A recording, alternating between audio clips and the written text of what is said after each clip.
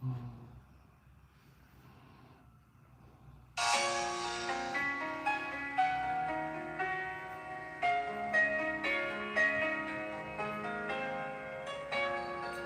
morning, Bill. Good morning, Sir D. You guys bumped shoulders. I can see it. Good men. Good morning. Couple of good guys. Good morning, Nerdy.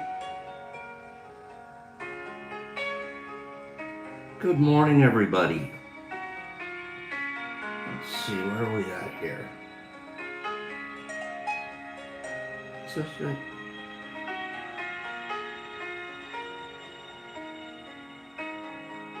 There we go.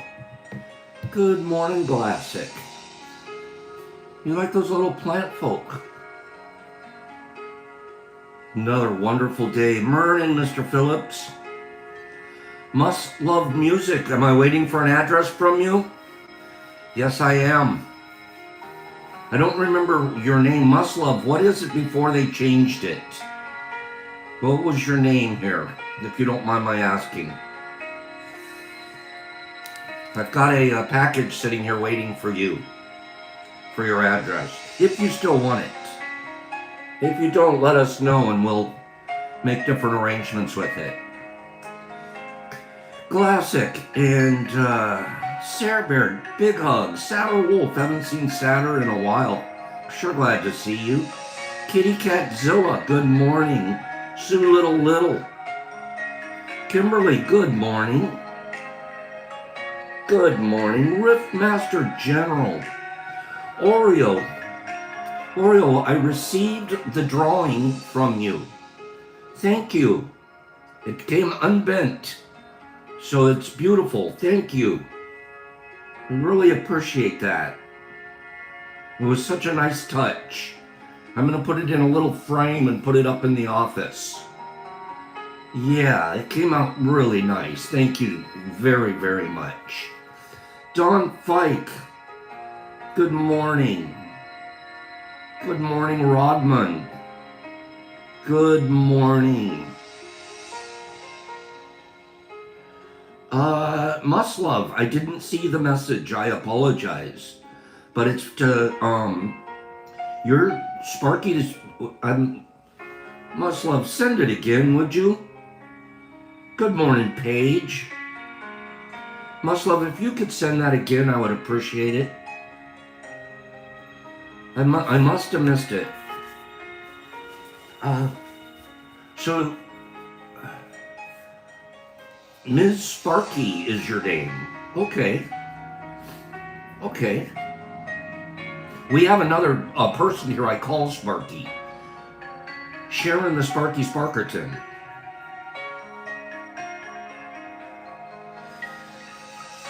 Anthony, Brock has moved and he is doing his own thing in a whole different state. But thank you for asking. My cool. Justin LaFlower, do you recognize anything? Oh, so you are Sharon the Sparky Sparkerton. Okay. Did you send me your address? Are you still interested in the package? I hope you are. Justin, what is this? Good morning, Anthony Hunt. Good morning to everybody. So you see these planty things right here? Justin LaFlower sent them to us. He said, Pops, you can give these away if you want to. Must love, the website's no good. We closed that down months ago. What we're doing now is you just send it to my email address, which is the Detroit Mush Lab, all one word, the Detroit Mush Lab at gmail.com. Okay? So Justin sent these to us. Justin, are these 3D printed? Is that the story with them? And I'm not They're really cute. They come out of the pot. Thank you, Sparky. Yeah, these are 3D printed, you guys. 3D printing is getting beautiful. I wish I knew more about it. The cactus is your favorite? Yeah, the cactus ones are actually really cute, isn't it? But each one's different. He sent me 9 of them. He sent me 9 of them, and we're going to be giving these away to you guys. I'll explain how briefly. But we'll wait for a few more people here this morning. And good morning to Mark Z. Good morning. Let's see who else is here this morning. We're going to be giving these away. Little succulents. Good morning, everybody. Notorious, you're early. Notorious, how'd you get here so early? Good morning, everybody. Good morning, Riffmaster. So his 13-year-old nephew runs a small, Justin the Flower, 13-year-old nephew runs a small business doing these, and he's looking for a mushroom blueprint. How does the blueprint work? I don't understand how the blueprint works. What do they get? Some kind of a code that they put into the printer? And who makes the code? That's the brilliant person.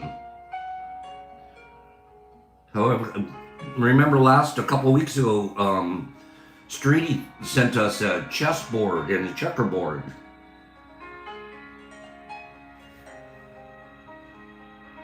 But do they write the code just like they do a computer code?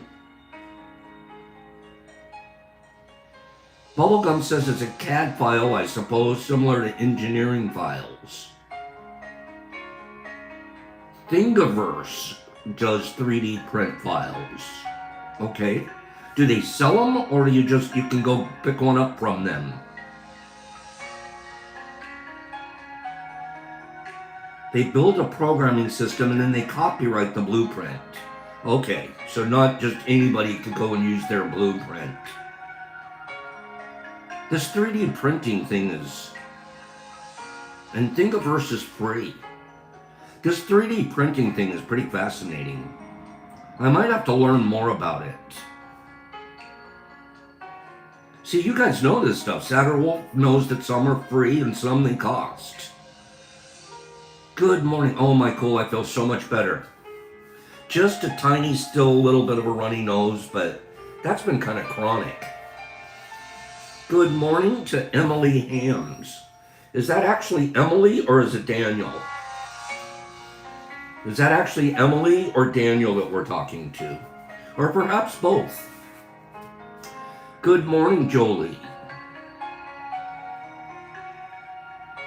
At school for Kimberly, they have a 3D printer, but you have to write the program. Okay, Emily, so when I see Emily, I'm seeing Daniel. Sounds good. Sounds good. Okay, so let's look at this.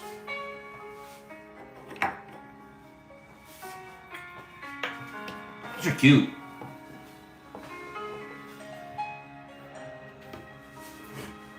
Muslove, you can't find my email address? You can't find my email address? Look at what Derek Anderson's comment. That's my email address right there. But either way, either Kim or you, just a simple email. Just pop off an address over here. Okay, let's get busy with it. Look at this little fella. And he even has feet, so he's a standalone. They're all like this. Jesus Christ, the answer is no. Jesus Christ in Australia. Okay? And then there's this little, here's the the pot that you can put the plant in. It has a little locking sort of mechanism. So you can either leave it planted or you can take it out of the pot.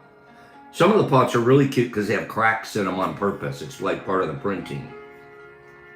Okay. So now that there's enough people here, I want to do this. You guys ready? They're actually neat. They're just the composition of the plastic. And they're so detailed, you can even see, like, well, you can't. You can even see, like, the leaves are striated and stuff. It's really beautiful printing. Here's the dealio. Yesterday we gave away some Reefer Madness packages. Kimberly, I like that one. Jesus Christ needs a 3D printed gag ball. Oh, no. Stop it. Stop it, all of you. Oh, no. We're not doing porno today. Okay? We're just not, even though Jesus Christ wants to, we're not doing porno today. All right? We avoid porno.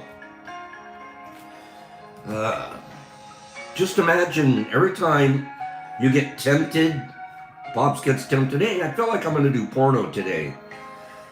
What I put in my mind now is, what if that was my mom or my sister?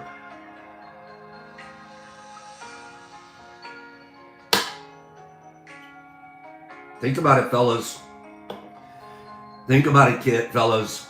What if that was your mom or your sister? Would you be watching? Would you be appreciating other men watching? That's all I have to say. Okay? Well, enough about porno for today. I'm a big anti-proponent for porn. Oh, thanks, Herbie. How did you know? Captain Obvious, you need to hang out with Jesus Christ. Okay? I saw it before you retracted it. Oh, creepy. Oh, no.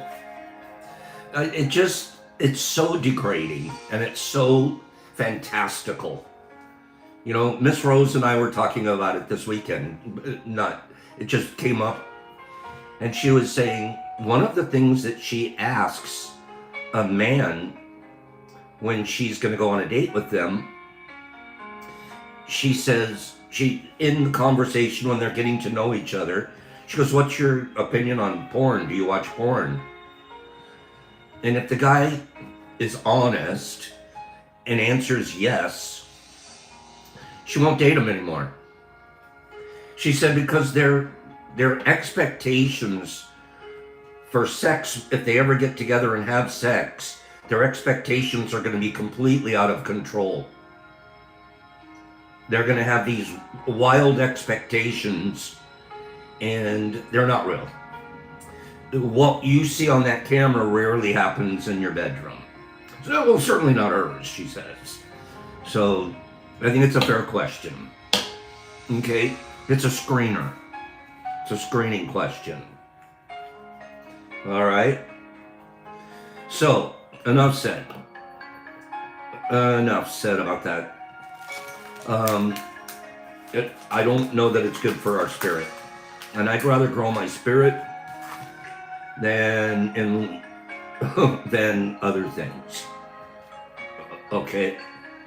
So, enough said. I could go on and on because with the availability with social media now, it's so much more prevalent and so much more available, and even our children are seeing it, and I think it'll probably be damaging sexual psyche. I really believe that. So, okay, Jesus Christ asks one question to his dates. Do you own your own house?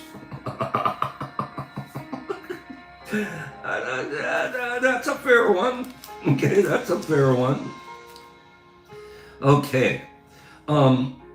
yesterday we gave away a few packages of this. This is filled, I tell you, with THC weed. These came from Derek Anderson. Derek, just another quick note. I got so many nice notes from you yesterday. Not from other people talking about what a wonderful show it was to have you here. And this is THCA lobster butter. Okay? That's what's inside of here. And when he sent them to me, he recommended that I receive that there's a lot of people here that would be interested in a package like this. And Derek said, you know, Pops, instead of just giving it away, is there any way you can, I recommend, he said, that they give a $5 donation for a package. And I thought, I have two charities that I give to monthly, automatic. I give to Red Cross, and I give to the ASPCA, the Animal Society for Prevention to Cruelty to Animals. Those are the two charities. Automatically, they get a little bit of a donation from Pops every month. Okay? So I'm going to make this offer to you guys right now. Anybody that wants one of these bags. Now, it costs me $5 to mail it. The postage is usually, the average postage is around $4.80. Plus I have to put it in a box and I have to get it to the post office or have them pick it up. So it costs $5 to ship. And then so that's an automatic, I have to spend that. And then I would donate another $5 to either of my two donation organizations. So if anybody wants one of these, send $10 to my Cash App. $10. $5 will pay the shipping. We don't make anything. And the other $5 will go to the Red Cross or the ASPCA. So for $10, which is still a heck of a good deal, you're actually donating $5 to a very worthwhile organization. I do not have Venmo. I don't use Venmo. I only use Cash App. Okay? And I'm going to say my Cash App here out loud. I don't normally do this, but my Cash App is a $, and Pop Shrooms 1911. Pop Shrooms 1911. What's in the bag? Let me get one of the open ones. I'll show you.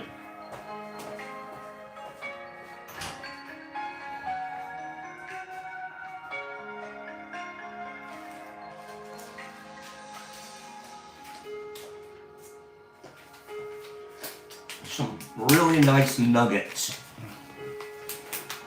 Some really nice nuggets in here. It's filled with nuggies. Okay? Dense little nuggies. $10. $5 to a donation and $5 to the mail. Okay? Yep, that was I have a motorcycle, a 1911 motorcycle. So $5, oh, you can smell it you can smell it. I'm adding another item. Let's make this donation month. You see these? This is excuse me, an 8. 3.5, it's usually a little bit more, 3.7 grams of Ghost. Grams of Ghost. If you send me $15, 15, I'll send out an 1/8 of Ghost to you. 5 will go to my shipping, and 10 will go to the donation. So you're talking about a gram for less than $3.50. per gram. And this is, you can see the quality of these are out of control. So I got a $5 package and a $10 package. And then you help me pay for the shipping. Otherwise I'll go broke. Okay, so you've got my Cash App. One more time. It's going to be a $, and it's going to be Pop Shrooms 1911. And you guys know I don't sell stuff here. I don't sell stuff here. I don't use this platform as a marketing tool. I do have other things, if you just write to me, I can help you out there. But this is donations. And if anybody needs proof of the donations, I'll be happy to send you my statements at the end of every month. Okay, just to keep things above board. If you're like, yeah, I thought Pops is... I send these donations. It's incumbent upon me, and I haven't always done this, but in the last, it started at about 3.5 years ago, I was like, I have to follow my heart. And it really came from a couple of the natural disasters that we had around here. And I said, Red Cross is always right there. Red Cross is always doing the biz and taking care of people. And believe it or not, it all adds up. Okay? So if there's any questions about that, you let me know. You can write to me, further investigate. Okay? But I believe donating is good for the soul. A whole lot better for my soul than porno. Jesus. Okay?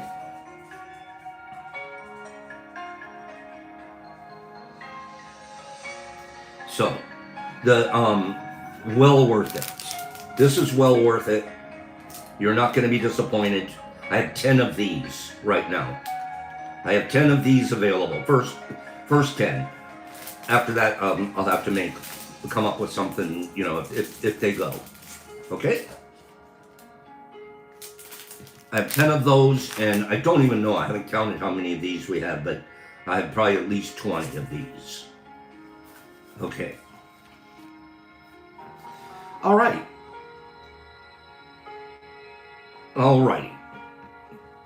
Good stuff. Ghost is Pop's favorite. And I grow 2 strains pretty exclusively, and then I also do Pumpkin Hillbilly on occasion. But we exclusively grow ODPE, Old Dirty Penis Envy. Jesus Christ is going to have fun with that one. ODPE, and we do Ghost. Those are pretty much my rags. I'll show you guys a quick picture here.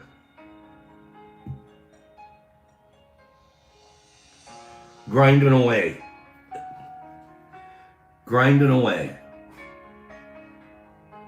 So those are tubs that are covered with hefty bags to get them to stay dark because they're colonizing.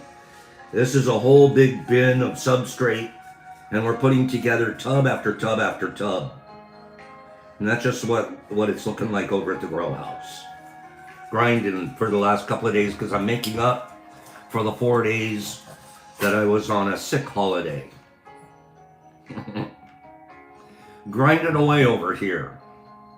I work with a company in Canada, a research company, and it's not a contract, but it's a verbal agreement that I'll send X amount every month up to Canada, which is right across the river from me. And I'm a little behind on my verbal commitment to them. So I'm like grinding so I can try to catch back up and send them what I usually send them. Okay, enough about all that business. I want to read you guys, and yeah, I'm a certified farmer for that organization. So that's where I would say 80% of the shroomies that we are able to grow, we send up there, and we're very involved in the reach as a farmer, not a scientist, but I provide to the scientists. Um, Very involved, and I have been for over 2 years now, where we send them product so they can continue to research and develop R&D. Um, they are donated. The answer is yes. The answer is yes. That's why I tell you, my operating costs don't come close to covering, if I sell something here or there, it doesn't come close to covering my operating costs. But that's not why I do it. That's not why I do it. If I end up selling something to you, it's just keeping the lights on. It's buying substrate or something. Okay. It's more important to me to give today than to receive. Thank you guys for the kind words you're having to say there. It's true. You know what? I'm not going to be on the planet for who knows, not a whole lot longer. I'm at that. I'm at the tip end of the scale, and I want to leave having made a mark, a little bit of tiny legacy. That's important to me. I'll be honest. And the legacy isn't about my ego. The legacy is about, did you help more people than you hurt? And I have a background of hurting people. I had a background of hurting people. I sold illegal drugs to. I was heavily involved in the cocaine trafficking industry for years. And I look back on that now. I don't look on it with shame, but I look at it on like, you know what? Let me balance the scales a little bit. And even then, after stopping that for the next 20 years, I was selling a product to people that I don't believe in anymore. A religious product. Just not a physical product, but trying to convince people to come and be involved in this religious situation. And I look back at that now, and some of those people are enslaved in that way of thinking. And I look at it and I'm like, I can't really justify it. So what I can do is balance my scales. And when I go off to the next dimension, I hope, and then we're leaving behind a little bit of a book, and I'm just this month starting another book. The last book was a small 20-page manual on how to grow mushrooms. And that's available on Amazon. And that is, I'm averaging something close to 15 books a month that are being sold off of Amazon. I only make $3 a book from the price. By the time I paid for the printing, from the price we pay for it, I make a little over $3 a book. All of that money goes to the Red Cross. I don't keep $1 of the book money. But we have sold quite a number of them. Hold on a minute. I'll show you.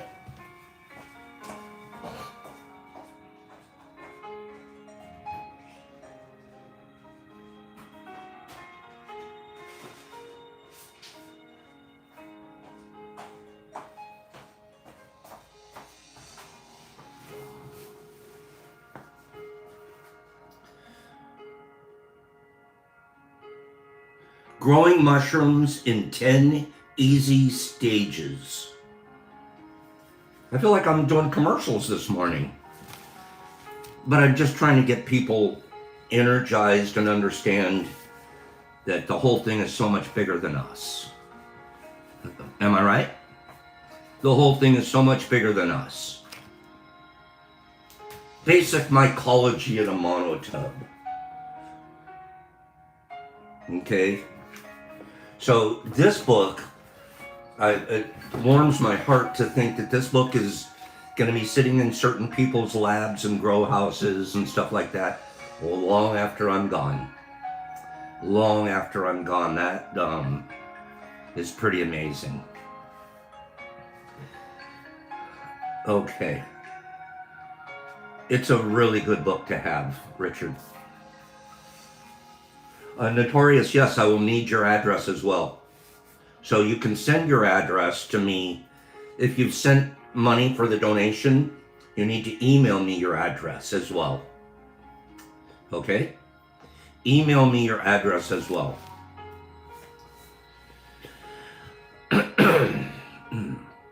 Captain Obvious, that's a big time cleanup. The best thing to do with that is hydrogen peroxide. A mix on a spray can, or a spray, atomizers work the best. Put about 20% hydrogen peroxide and another 80% distilled water works best because it's as clean a water as you can get. And fog the heck out of whatever area had a contam and leave it alone and it will evaporate. Don't go wiping it with something because whatever you're wiping it with might have bacteria and stuff like that on it too. So do an atomizing fogger if you're trying to clean a large area or inside of a tent. Okay? An atomizer. The books are $15 on Amazon. That's correct, Eric Anderson. Okay? I want to read this article to you guys.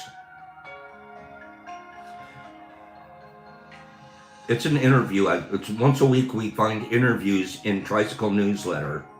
In this interview, there's 2 or 3 passages in here that are incredibly salient, pointed, and pertinent.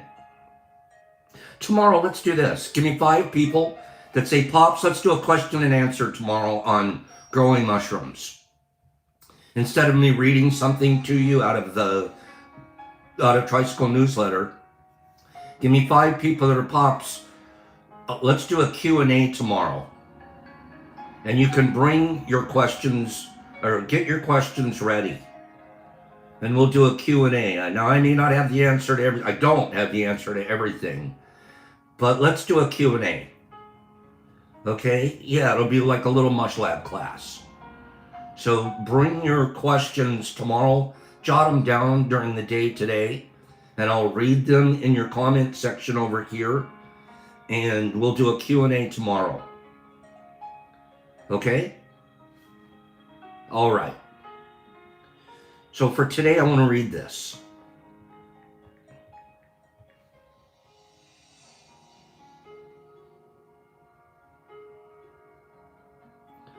Greg Fonzo started out as a spiritual seeker reading Ram Dass and exploring Eastern religions.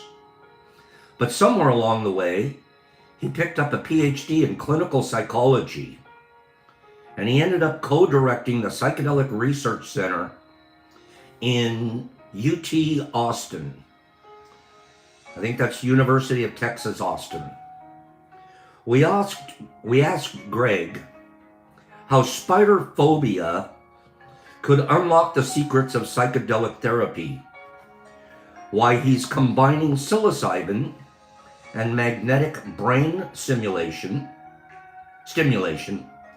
and where he'd take psychedelic science if he had unlimited funding.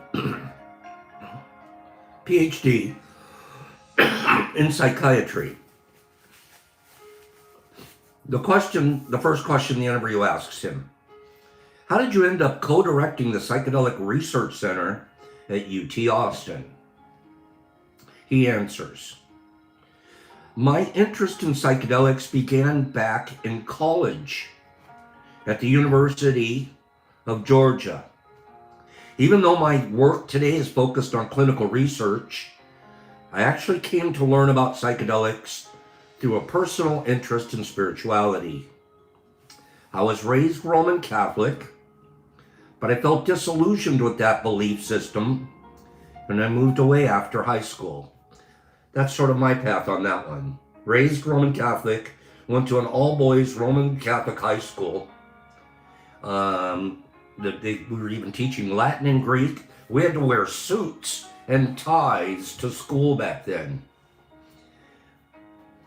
In college, I began learning about Eastern religions, like Hinduism and Buddhism.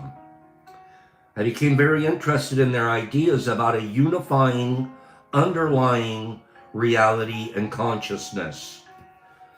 The curiosity led me to Ram Dass's book, Be Here Now, which was really eye-opening. Reading that book, I learned about his experience with psilocybin when he was working at the Harvard Psilocybin Project with Timothy Leary back in the 60s. I was fascinated by his description of his psychedelic experience. The idea that a plant or chemical could provoke such a drastic change in consciousness really intrigued me. So I began doing more research on psychedelics, learning more about Timothy Leary's work, and reading books by other pioneers like Stanislav Grof and Robert Anton Wilson. That sparked a lifelong interest with the consciousness altering potential of psychedelics. I eventually moved to UT Austin to start my first faculty position at the end of 2018. That was really the first time I had the academic freedom to potentially pursue this line of research. I spoke with my chair, Dr. Charlie Nemiroff, who's now the other co-director of the center, and I expressed my interest. He was a little skeptical at first, but seeing how the field was rapidly evolving and evidence accumulating, he got on board. That led to efforts to fundraise and officially launch the Charmaine and Gordon McGill Center for Psychedelic Research and Therapy. It was really a combination of lifelong interest mixed with right time, right place, luck, and hard work. Interviewer asks another question. There's a lot of excitement around psychedelics right now, but you've said, this is the part of the interview I like the most, but you've said, we're in a phase of more hype than evidence. What's the reality check people need to hear?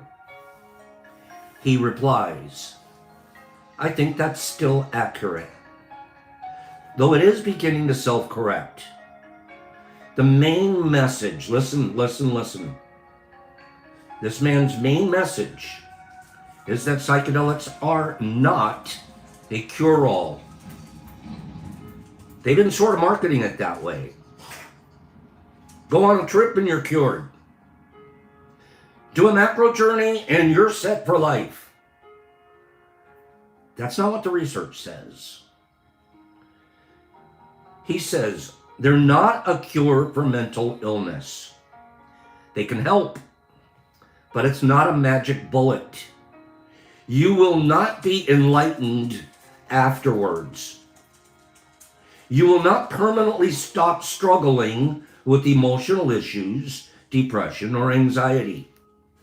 But it does give people an opportunity to self-correct, work on themselves, facilitate new insights, and begin behavioral changes. But you still got to do some work. You have to find a system, a protocol that you practice outside of the macro journey. The macro journey opens your mind, and even the microdosing opens your mind, your neuroplasticity, and the reconnection of some synapses, and feeling some of our H2A receptors for sometimes the first time. That's the beginning. That's the beginning. But don't think that just doing a macro journey or something and, wow, how come it's not working? I'm still a little depressed. What are you doing about that? That should have given you the insight to say, maybe I should volunteer. Maybe I should get out of my house. Maybe I should open my shades. Maybe I should stop thinking about myself and think about others. That's the connection.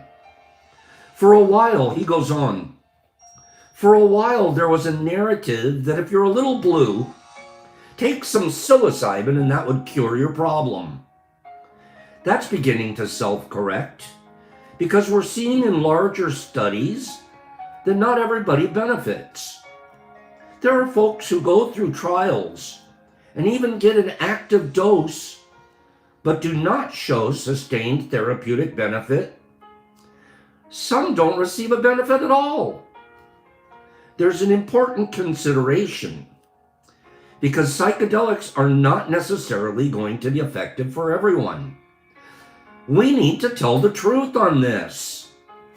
We're believers here, anecdotal believers, because of our own experiences. But when you're preaching plant medicine, and you're preaching a psychedelic gospel, the word good news, there is amazing news in psychedelics. That's why I'm here. But be balanced about what you're telling people. And remind yourself and them that that's just the beginning of the journey. Give me 5 people that get it. There's no one size fits all. Everybody's brain and psychology are different, and we have to account for that variance. It becomes a process of trying to match the person to the right treatment. Question. Your lab, I mean, we sell this story. Just take a dog, just microdose and you're going to be healed. No, you're not. Microdose, which will open your mind and your consciousness, your creativity, some of your emotional blockages. Pops was emotionally blocked. I couldn't tell people how I was really feeling. I was worried about what you would think of me. The microdosing opened my mind to, there's got to be a new way of thinking. This way of thinking isn't working for me. I'm not happy. I'm sitting on a yacht in the harbor in Santa Monica, the California Yacht Club. I got the sweater around my neck and I'm looking like every one of the other yacht guys. And I'm like, I don't like it here. This is not what I want to do in retirement. I saved up all this money. I worked like a rat on a wheel so I could sit here and look like a big shot?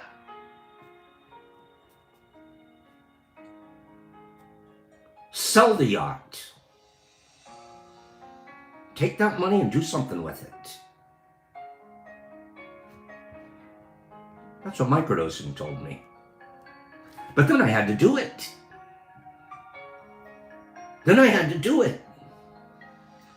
to move to a state that was progressively moving forward to legalize something that I started to believe in. And then I had to do more work.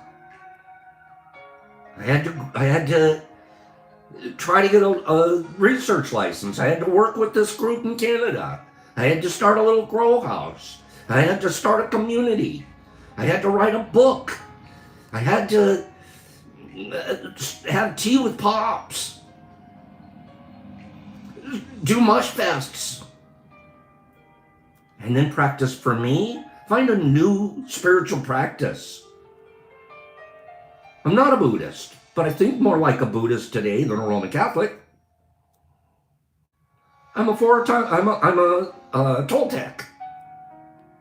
That's what I am. The Four Agreements. I read the Four Agreements with an open, microdosed mind, and I said, this is for me. It's so simple.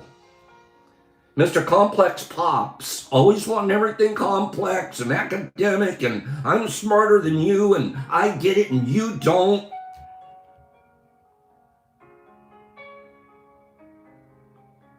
I started practicing. And the more I practiced, the better I felt. I mean it. And I know on the planet, when we practice something, we get better at it. I practiced making money. I got better at it. Back in the day, I practiced preaching a conservative gospel, religious gospel. I got better at it. I practiced flying. I got better at it. I practiced racing. I got better at it. So I knew in my life that there was something that I really felt passionate about, and I practiced it, I would get better at it. For me today, I gotta keep it simple, because my natural inclination, the world that programmed me, didn't say keep it simple. It said compete. It said be a capitalist. It said try to be the best debater in the room.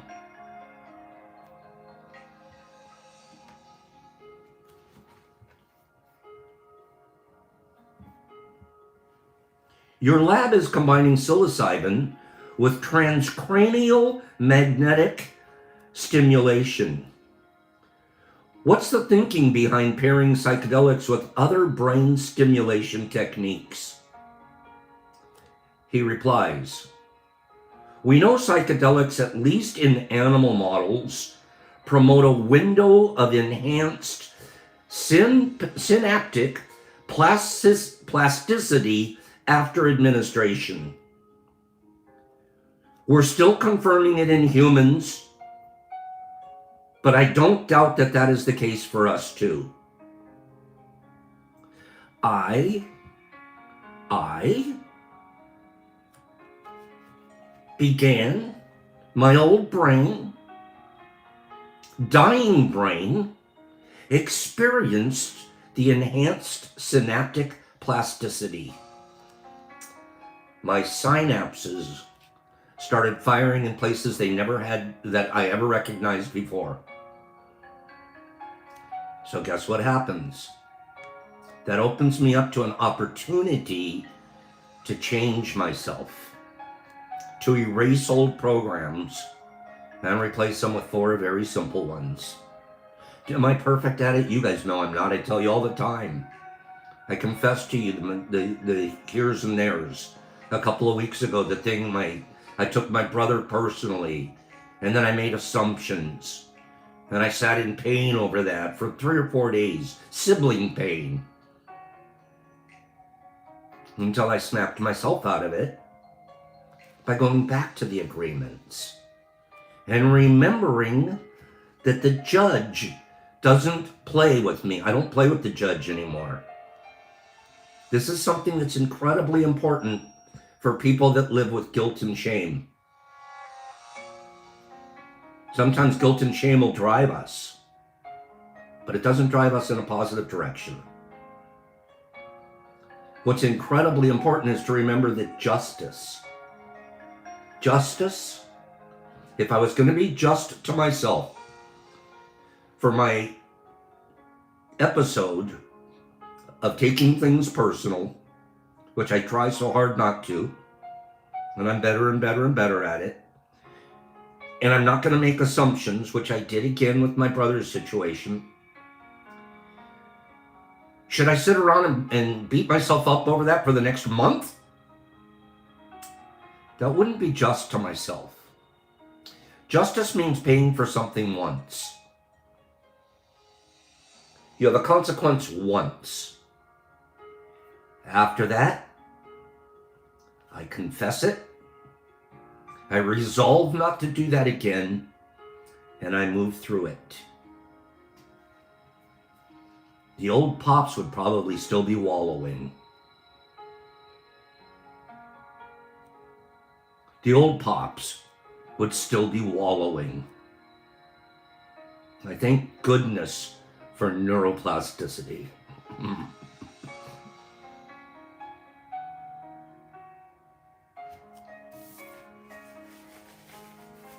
I thank goodness for you guys. I thank goodness for the harvests that I see every single day here, and the harvests that I receive from the kind things that you guys say and do, not just to me, but to each other. I hear about it. So-and-so said such and such, sent me, gave me, he's here for, and it's you guys here. I'm not even involved. I'm just sitting over here flying an airplane, this program. You guys are the stewards and the stewardesses on board that are serving each other. I don't even have a rear view mirror to see what's going on behind me in the airplane. But I get stories. Really? Derek did that? Really? Nerdy did that? Really? You're kidding me, Waz? And I mean, I could go on. HB, Kim. And if I'm not naming your name, it's not because I haven't heard a story about you.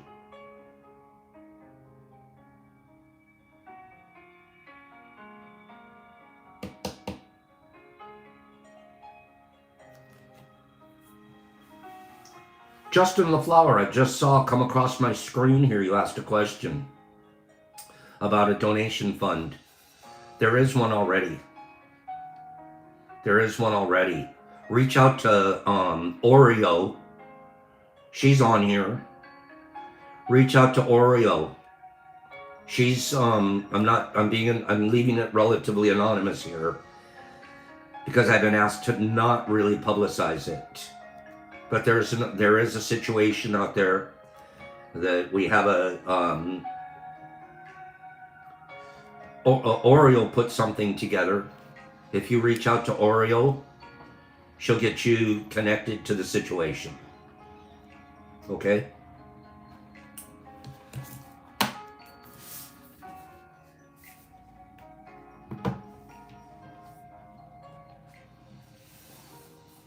Good morning, Bunny. Stressed and overwhelmed. Stressed and overwhelmed. Are any of you stressed? Are any of you overwhelmed right now?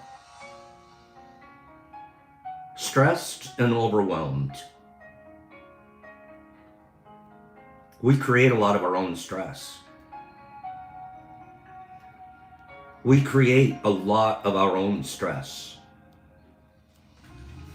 And then the world comes and gives us stress too. But it's how we react. Stress it's part of the hell on earth.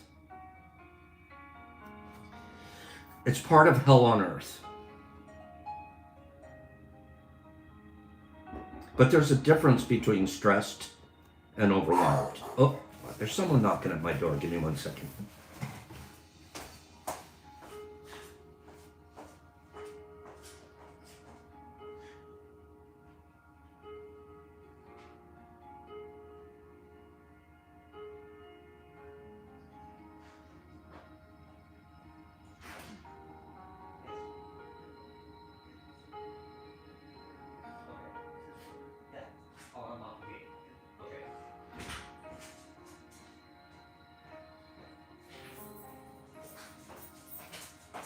Gas company, I have to unlock my gate. I'll be right back.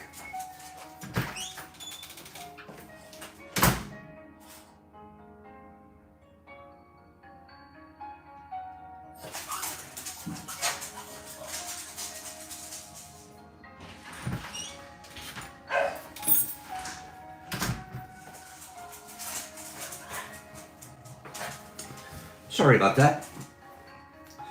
Gas company. It's not the same guys as that were working across the street, but they're working on all the gas meters and stuff. Okay. It's not a meter reader. They're actually replacing they're upgrading all the meters. Okay. I took some of the stress of bill paying out by doing, what do they call it? Auto payment. Just take it out of the bank account because I'll forget to send the money to you. The restaurant, excuse me. Stressed and overwhelmed. They remind me, I'm reading out of Brene Brown's book, Atlas of the Heart. Okay? Stressed and overwhelmed. That's true, Derek. They don't even have to come in your yard to turn it off anymore. Once they give you the new meter, they just sit back there in the office and go, boop, boop, boop, boop. Okay, no gas. Oh, you need your gas back on? Boop, boop, boop, boop. Well, you can't blame them, cost cutting. No, Mike Barball, he's not. Brock has moved. He's doing his own thing. And we just pray for him to flourish. Stressed and overwhelmed remind me of two restaurant terms that my team and I often used to use. One of them was called in the weeds, and the other was called blown. Back in the day, if I walked into the kitchen and told another waiter I'm in the weeds, the response would be, what do you need? I might answer, can you take bread to tables 2 and 4 and re-tea the tables 3 and 5, please? Being in the weeds and pulling out of the weeds happens to everyone on almost every shift. It was just part of the job, and you learned to manage it. We get in the weeds sometimes. And we learn to manage it. My management skill for when I'm in the weeds is talking to somebody. I have to ask, how did this person get out of the weeds? They said out loud, I'm in the weeds, and they got help. They got somebody to go and service that table. They would have stayed in the weeds and it would have gotten worse had they not told somebody. When you say you're stressed, you're in the weeds. Some of us think there's something wrong with me because I get stressed out. No, there's not. Happens. Life can be stressful. It's how do you manage your stress? You know how I used to manage my stress? Drugs and alcohol. Like that was going to help. Drugs and alcohol was not talking to somebody and asking for help. It was avoiding. Guess what happened? I got further into the weeds. I actually got blown. Walking into a kitchen and saying, I'm blown, well, that's completely different. The kitchen gets really quiet. No one asks what you need. Normally, someone runs to the hostess to find out what tables you're running that shift. They don't even assume you know at this point. The kitchen manager, who would never get involved in the weeds situation, pulls all the tickets for your guest to evaluate what's happening and immediately assigns your tables to other wait staff. When you're blown, you can either step outside or go into a cooler or go to the bathroom and cry.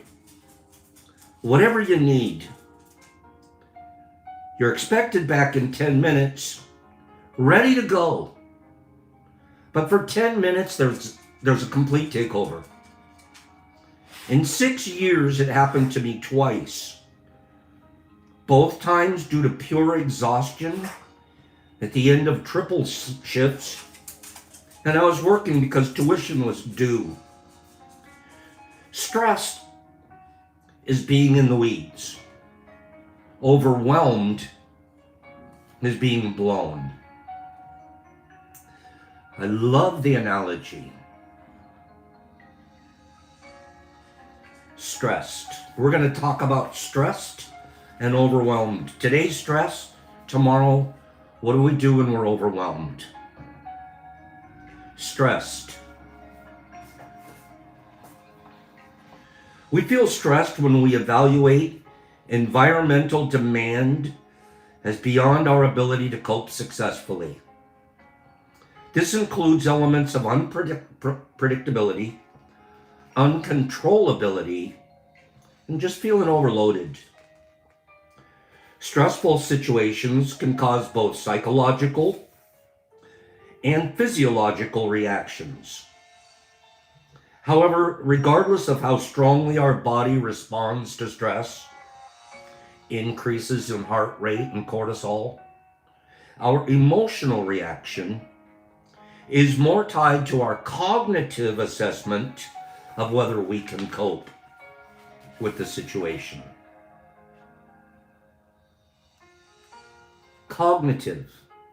It's less physiological than it is in your mind. You're stressed. That's how your body reacts. I found this really interesting because I always assumed that my emotions responded to my body freaking out. But really, my emotions are responding to my thinking assessment of how well I can handle something. I can't handle it. Well, the minute you say that, you're right.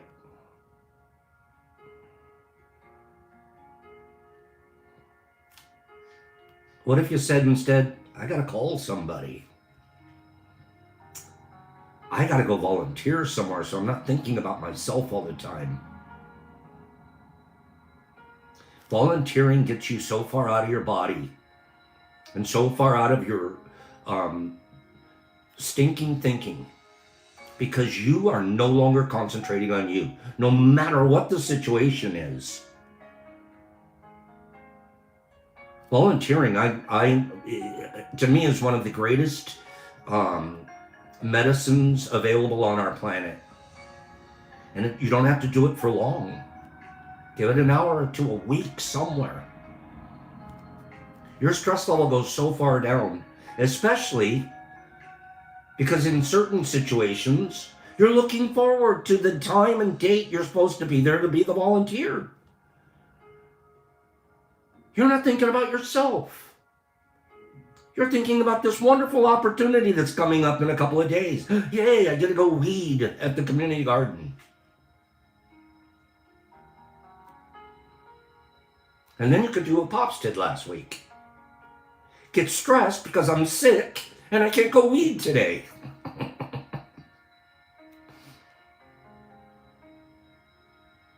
When you're doing something for somebody else, your self-image and your self-love grows exponentially.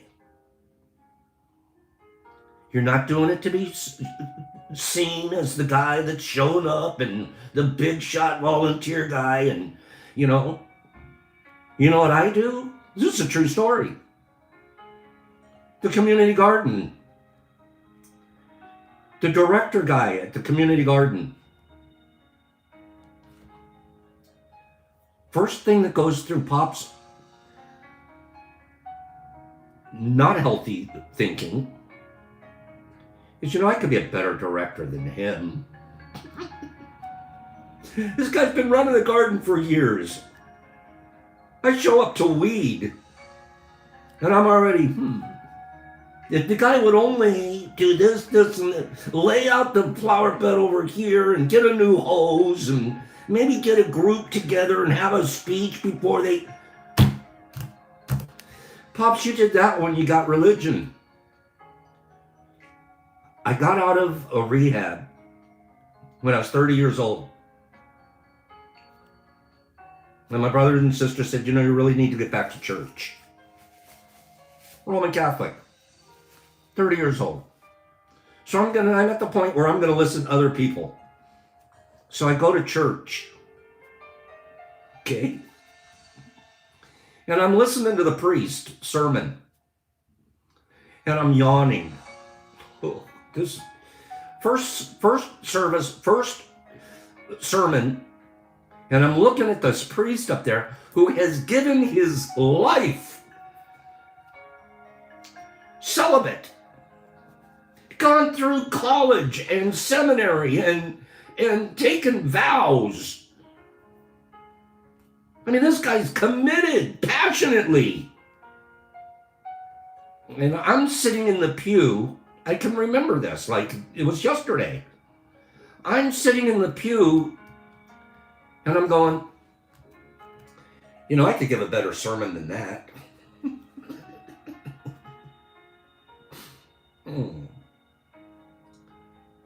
This guy's volunteered his life, not just a couple hours a week.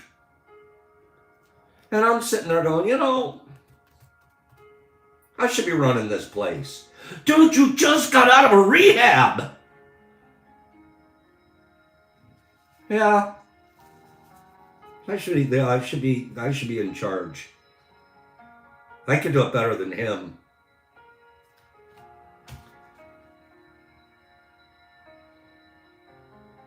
It's about 3 weeks later, I'm in Bible college. I'm going to prove it to myself. Oh, thank goodness Pops isn't the same person he used to be. I looked at the director of the community garden and I started getting that same thought. Smaller scale. But that thinking is programmed into me. And I have to not respond to it, and I just have to shut up and weed. And when I go home from doing that, and I look at how I've transformed, Pops, you didn't try to take over the garden today. Good job. Give me 5 people that understand that. I can't believe I'm telling you guys that. But that's what my brain does. But not my heart. I don't have to respond to that anymore.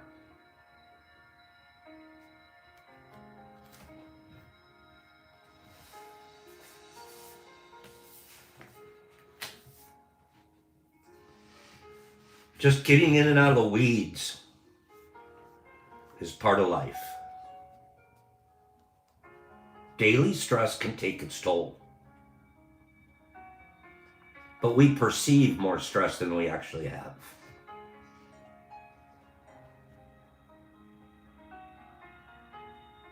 Take a deep breath. Take a walk around the block. Go smell a rose. Pick up a phone and call somebody. Don't ask them to help you. Ask how can you help them. Your stress will be gone in a minute.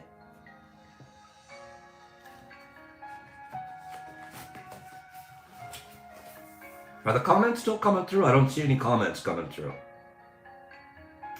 My comments have stopped back at Mike Baraval. I'm not seeing any new comments here. So, there's some kind of a minor glitch in our situation, but that's okay. I'm like, they're ignoring me. No, you're not. Let me get out of here for today. Thank you for being here.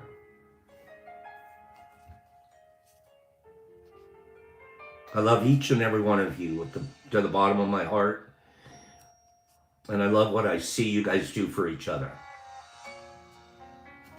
Okay? I'm kind of closing out here because I'm not having an active conversation any longer going on here. But that's okay. I want you guys to remember 4 things. The 4 things that I practice. Don't be impeccable with my word and my actions.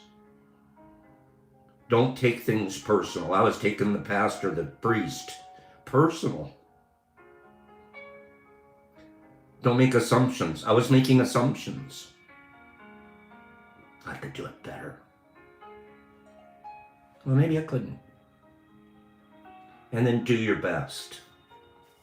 And sitting around judging other people and comparing yourself to them is never going to be your best. Your best is just to give. Have a wonderful day, you guys. I'll see you here tomorrow. I'll scroll you out with the people that I can still see. Kenna Maru, Joe Dees, Emily Hams, who's Daniel, Oreo. Oreo, some people might be looking out to get a hold of you to get involved in that situation. Must Love and Aaron and Joe Dees and Kimberly, Derek Anderson, Sue Little, Jesus Christ in Australia, Mushmouth, good morning Mushy, Must Love, who's actually Sharon Sparky the Sparkerton, Mike Barabal, Jesus Christ and Joe Dees, HB and Streety, Derek Anderson, and Mike Barabal. Pops, peace, love, give. See you tomorrow.